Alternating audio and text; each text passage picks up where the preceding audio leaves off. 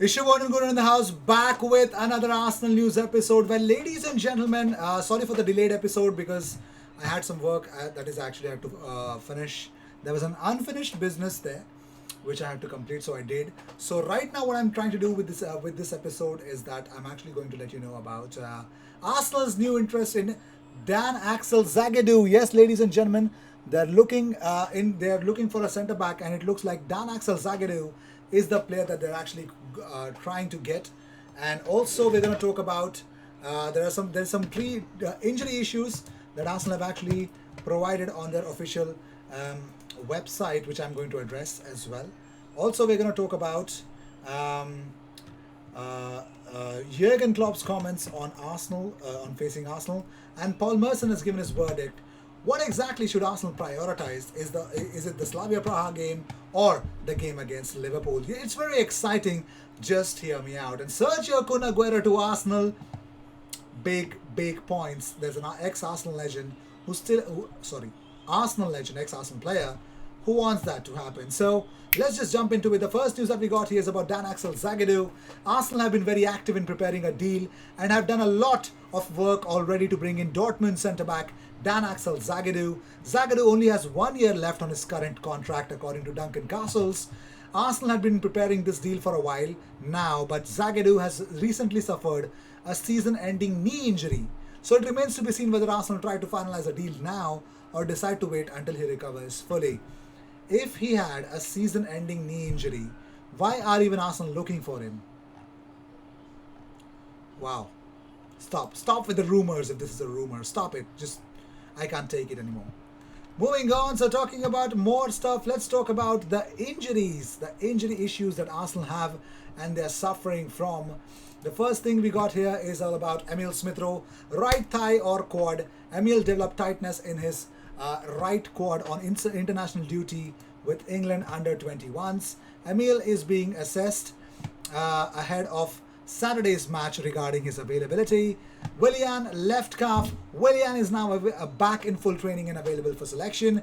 Granit Xhaka was unwell on Friday morning and missed today's training session. Granit will be further assessed ahead of Saturday's match regarding his availability. David Luiz's right knee. David has experienced discomfort in his right knee. He's being further assessed. He won't be playing against Liverpool. Bukayo Saka's right hamstring. Bukayo did not join up with the England national team. He will be assessed ahead of Saturday's match regarding his availability. I think Saka will be available against Liverpool. But moving on, so this is, I didn't want to say it out loud, but Arsenal's third kit for the 2021 and 2022 season, which is predominantly mystery blue or navy, is inspired by the iconic Blue Lightning kits manufactured by Nike in the 1990s. Yes, ladies and gentlemen, the Blue Lightning kits are going to be back, but this one is going to be inspired on that. It's a thing of beauty. It's really good. I love it. The third kit makes a lot of sense. Let me know in the comments what do you guys feel about the third kit. So moving on, before moving on to Sergio Kun Aguero, Ainsley has resolved to leave Arsenal this summer, with the on-loan midfielder accepting the prospective Premier League club seeing him as a right back at the very top level. So he is wanting desperately to leave. So Arsenal are ready to, we're going to talk about Sergio Kun Aguero, and afterwards let's go on to speak about something else. So talking about more stuff, Ray Parlour has opened up about Sergio Kun Aguero. He says, someone with Aguero's ability would be brilliant for Arsenal. Whether Lacazette will stay next season, I don't know. I think he might be on his way in the summer, so Arsenal definitely need a striker. Ray Parlour would love to have Aguero at Arsenal. How crazy is that? Crazy stuff. But moving on, Jurgen Klopp has opened up about Arsenal. He says, Arsenal is a quality side. If you go through the team, they have a lot of potential, a lot of quality already as well. Have experience, have the youth, have a really exciting team, to be honest. It's a tough one, but should be a tough one for Arsenal as well. That's my only intention, to make sure that we will be exactly the opponent Arsenal don't want to face this weekend. For that, we have to put a proper fight and have to defend on our absolutely top level. Agreed. We'll see what happens to Liverpool. But Guardians predicted 11 for tomorrow's game of Arsenal versus Liverpool. You could see Bern Leno, David Luiz, Gabriel, sad story, Luiz can't play, Tierney Bellerin, Partey Xhaka, Pepe, Odegaard, Aubameyang and Lacazette. For Liverpool, they believe Jota, Mane, Salah, Wijnaldum, Fabinho, Thiago, Kabak, Nat Phillips, Alexander-Arnold Robertson, and of course, Alisson Becker. Alisson Becker, of course, why not? Well, moving on, so Paul Merson has opened up about Arsenal playing Liverpool. He says Arsenal play Slavia Prague next week, and it's hard to see them having much interest in the game against Liverpool at all. I would expect at least 5 of the players who are going to be playing next Thursday to not play in this game. All Arsenal's eggs are in one basket now. There is no point in them beating Liverpool and then getting beat by Slavia Prague. There's no value to them at all. So Paul Merson to Arsenal, ladies and gentlemen. Paul Merson believes that Arsenal should focus on the Slavia game and should not even think about the Liverpool game at all. Moving on, so according to El Transistor OC, they believe that if Haaland is to join Real Madrid, he wants Martin Odegaard to be in the squad with him. Haaland is desperate to play alongside his compatriot for both club and country and has requested that Odegaard return to Madrid as a first team regular. Wow.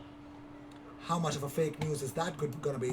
Because another source suggests that according to where is the source? Yeah, Times believe that Arsenal are ready to step up their interest in the permanent signing of Odegaard. Whom to believe, whom not to believe. Moving on, so talking about more stuff, Pierre-Emerick Aubameyang before and after Christmas, you could see the shots increased, shots on target is better, touches in the box is more, goals more, XG better. So Pierre-Emerick Aubameyang is actually becoming better. So Carragher has actually put certain things to bed.